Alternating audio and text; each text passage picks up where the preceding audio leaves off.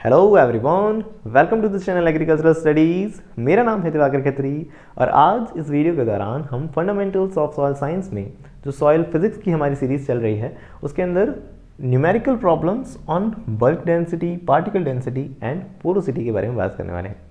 यानी इस वीडियो से जो पहले का वीडियो था उसके अंदर हम bulk density, particle density, porosity ये क्या होती हैं इनके बारे में अच्छे से जाना था। इन तीनों के बीच में आपस में क्या रिलेशन होता है ये भी जाना था, और साथ में कौन कौन से ऐसे फैक्टर्स होते हैं जो इन्हें इफेक्ट करते हैं तो उसके बारे में हमने पिछले वीडियो में अच्छे से बात करी थी। तो आज इस वीडियो के दौरान हम ऐसे कुछ न्यूमेरिकल प्रॉब्लम्स के बारे में बात करेंगे जो एग्जामिनेशन में पूछे जाते हैं। स्पेशली मेरा फोकस है ICAR एग्जामिनेशन के अंदर जो क्वेश्चन पूछे जाते हैं उसमें से प्रीवियस ईयर्स का एक क्वेश्चन भी मैंने यहाँ मेंशन किया है ताकि आपको अंदाज़ा लग सके कि किस तरह से न्यूमेरिकल्स पूछे जाते हैं, है ना। तो उसके बारे में भी हम बात करने वाले हैं। तो आपने अगर पिछला वीडियो देखा है तो जस्ट फॉर द रिवीजन हम एक बार ये भी फोकस कर लेते हैं कि कौन कौन से फॉर्मूलेज हमें पता होने चाहिए। सबसे पहला फॉर्मूला हमने जाना था कि परसेंट सॉलिड स्पेस, कि सॉइल के अंदर सॉलिड कितना परसेंटेज के अंदर है। तो उसे निकालने के लिए हम बल्क डेंसिटी को डिवाइड लगाते हैं पार्टिकल डेंसिटी से। बल्क डेंसिटी हमेशा छोटी होती है पार्टिकल डेंसिटी से, ये बात आपको मैंने पिछले वीडियो में भी बताई थी। तो बल्क डेंसिटी और पार्टिकल डेंसिटी का डिवाइड लगाते हैं हम, मल्टीप्लाई करते हैं 100% से, तो फिर हमारे पास क्या आंसर आ जाएगा, परसेंटेज के अंदर आ जाएगा solid space. Okay, next formula जो है वो है पोर स्पेस का, या जैसे हम पोरोसिटी कहते हैं। तो पोरोसिटी का formula the most famous formula है, मुझे लगता है सब हर बच्चे को याद होना चाहिए ये, कि 1 - BD अपॉन BD इंटू 100। 1 में से माइनस करते हैं इस सॉलिड स्पेस को, है ना। ये फॉर्मूला कैसे डिराइव हुआ है ये भी हमने पिछले वीडियो में जाना था। तो 1 में से माइनस करते हैं BD अपॉन PD को, यानी सॉलिड स्पेस को। तो आपको पता होगा कि सॉइल के अंदर हम देखते हैं जो सॉलिड स्पेस है और पोर स्पेस है, ये दोनों ही तरह की चीज़ें मिलकर क्या बन जाएंगी, 100% बन जाएंगी ना। या तो सॉलिड है या सॉलिड की जगह बची हुई है बीच में, जिसे हम पोर्स कह रहे हैं। तो पोर्स और सॉलिड स्पेस दोनों का परसेंटेज मिलाया जाए तो वो ऑफकोर्स 100% होगा। तो अगर इन दोनों में से किसी भी एक चीज़ को अगर हम सॉल्व कर लेते हैं एग्जाम में तो उसको 100 में से माइनस कर देंगे तो दूसरी चीज़ निकल आएगी। सीधी जनरल मैथ से आपको चीज़ें समझ आती ही होंगी। और साथ में डेंसिटी का मोस्ट फेमस फॉर्मूला जो आप जानते ही हैं कि मास अपॉन वॉल्यूम, है ना। तो यहाँ मास की जगह हम यहाँ वेट टर्म यूज़ करते हैं। हो सकता है 9th क्लास आपने अच्छे से पढ़ी है और आप कहेंगे कि नहीं, वेट और मास में तो फ़र्क होता है ना। वेट के अंदर तो मल्टीप्लिकेशन देना होता है ग्रेविटेशन एक्सेलरेशन का, उसके बाद मास जो है वो वेट कहा जाता है। लेकिन इन जनरल यहाँ हम इतना फोकस नहीं कर रहे, इन जनरल यहाँ वेट के रूप में ही कंसिडर कर रहे हैं इसे, कि weight of oven dry soil, है ना। तो ये एक्स्ट्रा दिमाग नहीं लगाना हमें, यहाँ पे सिर्फ जो हमें वेट दिया जाएगा फोकस इस बात पे करना है कि वो सिर्फ सॉइल का होना चाहिए और ओवन ड्राई सॉइल का होना चाहिए, यानी ड्राई सॉइल का, उसमें मॉइस्चर का वेट नहीं होना चाहिए जब तक मेंशन ना किया जाए। जैसे कि मान लीजिए यहाँ डेंसिटी हमें निकालने को बोल रहा है वेट, देख सकते हैं वेट बल्क डेंसिटी, जो पिछले वीडियो के अंदर हमने अच्छे से बात करी थी।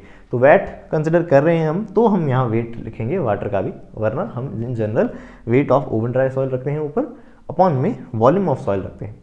और वॉल्यूम ऑफ सॉइल निकालने के लिए हम या तो एरिया को मल्टीप्लाई कर देते हैं किसी एक और डायमेंशन से, एरिया को मल्टीप्लाई कर देते हैं किसी एक और डायमेंशन से। कहने का मतलब ये है कि आप जानते होंगे कि एरिया जो है ना, वो मीटर स्क्वायर में होता है।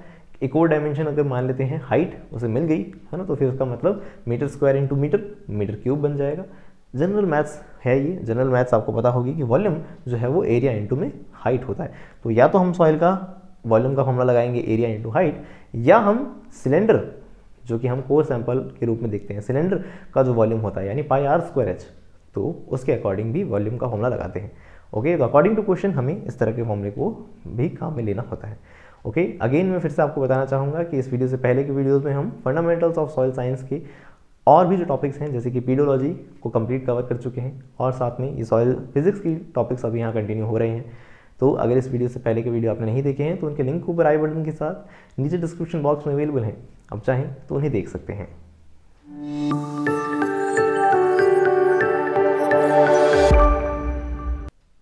तो चलिए आज की वीडियो के सबसे पहले न्यूमेरिकल के बारे में बात करते हैं। तो पहले ही मैं आपको ये सजेस्ट करना चाहूँगा कि मैंने यहाँ जगह खाली इसलिए छोड़ी है कि आप क्वेश्चन को डायरेक्ट पढ़िए और खुद सॉल्व कर सकते हैं तो खुद सॉल्व करिए। अपना आंसर लास्ट में इस वीडियो को टैप टैप टैप करते हुए लास्ट में मैच कर लीजिएगा, है ना, ताकि आपका वक्त बच सके। ओके, तो सबसे पहले अगर हम क्वेश्चन के बारे में बात करें तो आप देख सकते हैं कि calculate the particle density of the soil. हमें क्या कैलकुलेट करना है, पार्टिकल डेंसिटी कैलकुलेट करनी है। तो पार्टिकल डेंसिटी का फॉर्मूला आप जानते ही होंगे कि PD को हम कह सकते हैं मास ऑफ सॉइल सॉलिड्स, है ना। तो मास ऑफ सॉइल सॉलिड या हम कह सकते हैं वेट ऑफ सॉइल, और हमें उसमें डिवाइड लगाना पड़ेगा नीचे किसका, तो सॉइल सॉलिड्स के वॉल्यूम का। तो हम नीचे लिख सकते हैं वॉल्यूम। ओके, तो इसके अंदर इंफॉर्मेशन हमें आगे दी गई है कि if the weight of the soil after removing air and water, कि अगर हम सॉइल में से एयर और वाटर रिमूव कर दें, एयर और वाटर रिमूव कर दें, इससे मतलब ये हो गया कि हमें ड्राई सॉइल का वेट दिया गया है और हमें इस फॉर्मूले के अंदर ड्राई वेट ही चाहिए होता है। तो यानी हमें वेट दिया गया है वो है 1.26 मेगाग्राम, है ना, मेगाग्राम। तो ये हमें दिया गया और यूनिट्स आपको पता ही होगी, मेगाग्राम पर मीटर क्यूब के रूप में निकालते हैं हम पार्टिकल डेंसिटी की, राइट। तो कह रहे हैं हम कि यहाँ हमें मास या वेट जो दिया गया था 1.26 मेगाग्राम अपॉन वॉल्यूम, वॉल्यूम भी हमें डायरेक्ट दे दिया गया 0.44, राइट, 0.44, है ना। तो जनरल मैथ्स जैसे कि होती है, यहाँ से डेसिमल से हम डेसिमल हटा सकते हैं और इसे कैंसिल आउट करें 2 की टेबल से, तो हम देखते हैं 63 के अंदर हमें डिवाइड लगाना है 22 का, है ना। तो 63 का अगर हम 63 के अंदर अगर हम 22 का डिवाइड लगाएं तो आंसर आप समझ ही सकते हैं कि कितना आएगा, है ना। तो डेसिमल लगा हुआ है, फिर से 0 लगेगा, लगभग 6 टाइम्स मुझे लग रहा है यहाँ डिवाइड जाना चाहिए, है ना। तो 6 टाइम्स और जाएगा तो हम डेसिमल की 2 पॉइंट तक आंसर निकालेंगे। 2.86 मेगाग्राम पर सेंटीमीटर क्यूब, नहीं मीटर क्यूब के रूप में इसकी यूनिट लिख देंगे हम, है ना। तो इस तरह से हम देख सकते हैं इसका आंसर आएगा, क्योंकि एकदम सिंपलेस्ट क्वेश्चन है ना, कि भाई इसमें सीधी सीधी वैल्यू दी जाती है, सीधा सीधा हमें आंसर निकालना होता है, ठीक है। तो अब आने वाले क्वेश्चंस के अंदर मैं इस तरह से डिवाइड लगा के नहीं दिखाऊंगा ताकि आपका टाइम खराब ना हो, है ना। तो नेक्स्ट अगर हम क्वेश्चन के बारे में बात करें, जो कि बहुत फोकस करने वाला है, क्योंकि ये ICAR JRF 2022 के अंदर पूछा गया है। 2022 के अंदर पूछा गया है किसमें, फिजिकल साइंस का जो एग्जाम था, सॉइल साइंस का एग्जाम था, उसमें पूछा गया कि how many KG of soils are in 1 hectare, कि 1 हेक्टेयर के अंदर कितने केजी मतलब कितने किलोग्राम सॉइल होगी, ये हमसे पूछा गया है इन 15 सेंटीमीटर डेप्थ, कितनी डेप्थ के अंदर, 15 सेंटीमीटर डेप्थ के अंदर, having the bulk density of 1.33 ग्राम पर सेंटीमीटर क्यूब, जिसकी बल्क डेंसिटी कितनी है 1.33 ग्राम पर सेंटीमीटर क्यूब है ना। तो जैसा कि आप जानते हैं बल्क डेंसिटी का फॉर्मूला होता है क्या, मास अपॉन अगेन वॉल्यूम। तो मास जो यहाँ हम कह सकते हैं वेट ऑफ सॉइल अपॉन में वॉल्यूम। तो वॉल्यूम जो होता है यहाँ पे पोर स्पेस को इंक्लूड करते हुए लिया जाता है, ये आप जानते ही हैं। तो BD की वैल्यू हमारे को जो दी गई है 1.33, इसे मेंशन करें। और वेट हमें कितना दिया है, दिया ही नहीं है, वही तो निकालना है केजी के अंदर। तो ये वेट मुझे कैलकुलेट करना है अपॉन में वॉल्यूम। वॉल्यूम कैसे निकालें, यहाँ पे ये समझने वाली बात है। वॉल्यूम इन जनरल अगर मैथ्स आपने पढ़ी है तो आप जानते होंगे कि अगर हम किसी पर्टिकुलर एरिया के अंदर किसी हाइट का मल्टीप्लाई कर देते हैं, एरिया की खुद की यूनिट क्या होती है, मीटर स्क्वायर, उसमें एक और हाइट यानी मीटर का ही मल्टीप्लाई हो गया तो metre square into metre cube हो जाता है ना। तो कहने का मतलब एरिया कोई हो पर्टिकुलर, उसमें अगर हम मल्टीप्लाई कर दें किसी हाइट का तो वो फॉर्मूला किसका बन जाता है, वॉल्यूम का बन जाता है। ये जनरल बेसिक मैथ्स होती है, आपको पता होनी चाहिए। तो उसके अकॉर्डिंग वॉल्यूम का यहाँ फॉर्मूला बनेगा area into height. Okay, area into height हमें यहाँ पे निकालना है। अब एरिया हमें दिया गया है 1 हेक्टेयर, राइट। तो अब यहाँ जो यूनिट चल रही है 1.33 ग्राम पर सेंटीमीटर क्यूब, किसमें यूनिट चल रही है, ग्राम पर सेंटीमीटर क्यूब, यानी कि हमें हेक्टेयर जो है उसे भी चेंज करना पड़ेगा किसके अंदर, सेंटीमीटर के अंदर, राइट। तो अगर हम इसे आगे प्रोसीड करें तो हम देख सकते हैं 1.33 इक्वल्स टू वेट हमें दिया गया है, कितना वेट हमें निकालना है, सॉरी, अपॉन में एरिया जो था 1 हेक्टेयर। 1 हेक्टेयर के अंदर आपको पता होना चाहिए कि 10,000 मीटर स्क्वायर्स होते हैं। क्या होते हैं, 10,000 मीटर स्क्वायर होते हैं। अगर मैं 1 मीटर को सेंटीमीटर में बदलना चाहता हूँ तो मुझे 100 का मल्टीप्लाई करना पड़ेगा, लेकिन मैंने बोला metre square, metre into metre, तो मीटर यहाँ पे 2 हैं, तो 2 मीटर्स को चेंज करने के लिए मुझे 200 का मल्टीप्लाई करना पड़ेगा, राइट। समझ आ रही है आपको ये बात। और साथ में हाइट जो दी गई थी वो कितनी थी, 15 सेंटीमीटर। तो ये सारा डाटा हमारे पास किस में आ गया, सेंटीमीटर के अंदर, और सामने ग्राम पर सेंटीमीटर क्यूब यूनिट चल रही है। तो कहने का मतलब अब जो ये वेट सॉल्व होके आएगा, अगर मैं इसको इससे मल्टीप्लाई कर दूं तो एक वेट निकल के आएगा। वो वेट जो होगा वो किस में होगा, ग्राम में होगा, राइट। ये ग्राम के अंदर हमारे पास एक वेट आएगा जो कि क्या होगा, 1.33 इंटू 1 2 3 4 5 6 7 8, तो लगभग हमारे पास 8 0 हो गए। तो मैंने इसे लिख देता हूँ 10⁸ इंटू 15। ओके, कोई दिक्कत नहीं है।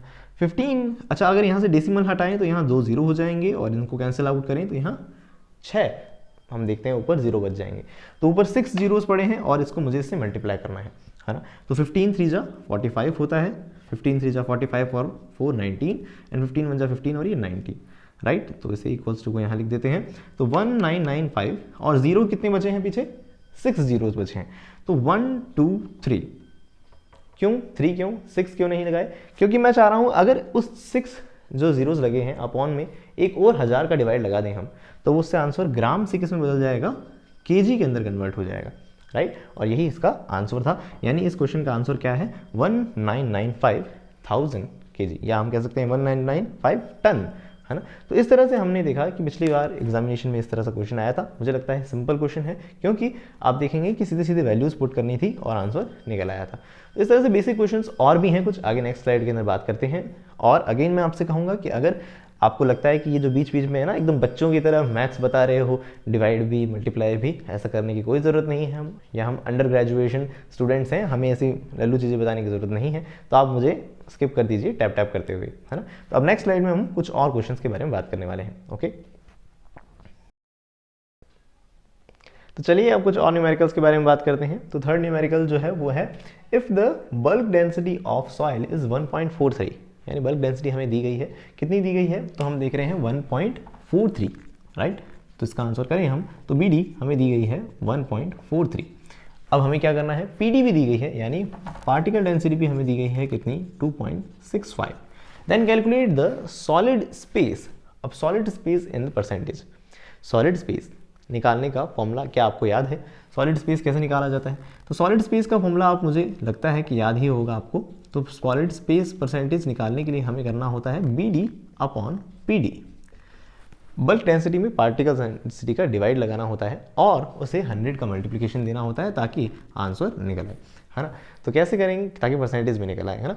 तो बी डी की वैल्यू कितनी दे रखी थी, इजीली 1.43 है, और पार्टिकल डेंसिटी हमेशा बी डी से ज़्यादा होती है, ये आपको पता होना चाहिए। तो 2.65, राइट। 2.65 अपॉन में इसका जब डिवाइड लगाएंगे तो वापस वही 0 से 0 हटेगा, है ना। तो इसका आंसर मैंने याद कर लिया था, झूठ नहीं कहूँगा। तो कितना है, अच्छा इसमें 100 का मल्टीप्लिकेशन भी है, तो ये 0.53 के लगभग आता है, हाँ। और 100 का अगर मल्टीप्लाई कर दें तो आ जाएगा 53%। ओके, तो कहने का मतलब ये हुआ कि सॉलिड स्पेस आ गया हमारे पास 53%। तो कहने का मतलब सॉइल में 53% सॉइल पार्टिकल्स हैं, सॉलिड पार्टिकल्स हैं। अगर हमसे पूछता कि यहाँ पोरोसिटी क्या है, तब भी आप कैलकुलेट कर सकते थे, या तो आप ये करने के बाद सीधा 100 में से माइनस कर देंगे, 100 माइनस 53, क्योंकि सॉलिड अगर 53% है तो बचा कितना, पोर स्पेस कितना होगा, 47%, है ना, 100 में से माइनस कर देंगे तो। और या फिर आप सीधा भी निकाल सकते हैं पोरोसिटी का फॉर्मूले से, 1 minus B D upon P D into 100, है ना। तो उसी फॉर्मूले को फोकस करते हुए ये क्वेश्चन रखा गया है मेरे द्वारा। तो उसी फॉर्मूले पे फोकस करते हुए ये क्वेश्चन रखा था मैंने, ताकि आपको ये चीज़ भी पता हो कि बी डी पी डी की हेल्प से हमें पोरोसिटी निकालनी होती है। समझ आ गया, उसका एक मेथड ये भी है। ओके, दूसरा वाला आप समझ गए, डायरेक्ट फॉर्मूले से भी निकाल सकते हैं सीधा पोरोसिटी। क्लियरिटी है, कोई दिक्कत नहीं। नेक्स्ट हम क्वेश्चन देखते हैं, determine the bulk density of soil. अब हमें बल्क डेंसिटी कैलकुलेट करनी है, लेकिन चीज़ें हमें अलग दी गई है, जैसे कि diameter of core sampler cylinder, मतलब कोर सैम्पलर में जो सिलेंडर है उसकी हम डायमीटर कंसिडर कर रहे हैं 16 सेंटीमीटर डायमीटर दिया गया है हमें। और हमारे पास वॉल्यूम का जो फॉर्मूला होता है सिलेंडर का, उसमें क्या होता है, पाई आर स्क्वायर एच, यानी रेडियस होती है। तो हमें इस डायमीटर को हाफ करना पड़ेगा, यानी 8 सेंटीमीटर इसकी हमें रेडियस दी गई है। हाइट हमें दे रखी है 10 centimetre, and the weight of oven dry soil, कितनी दे रखी है हमें, वो दे रखा है 2060, मतलब 2060 ग्राम हमें दी गई है। तो कहने का मतलब ये हुआ कि हम इसमें से क्या क्या वैल्यूज रख सकते हैं, कि भाई हमें वेट दे दिया सॉइल का कितना, 2060 ग्राम, और हमें हाइट दे दी सैम्पलर की, कितनी है वो, 10 सेंटीमीटर, रेडियस भी हमें दे दी कितनी, 8 सेंटीमीटर, क्योंकि आप जानते हैं डायमीटर का हमें हाफ करना होता है।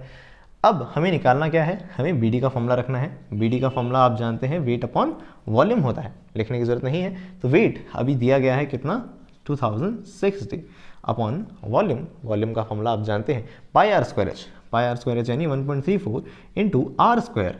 रेडियस कितनी निकाली थी हमने, 8, तो 8 इंटू अब हम रख रहे हैं सीधा क्या, हाइट, यानी जो कि है 10, है ना। तो एक 0 से 0 हटा सकते हैं, यहाँ पे हम डेसिमल से ऊपर 0 दे सकते हैं, बच्चों की तरह जैसे मैथ्स की जाती है वैसे मैथ्स कर सकते हैं।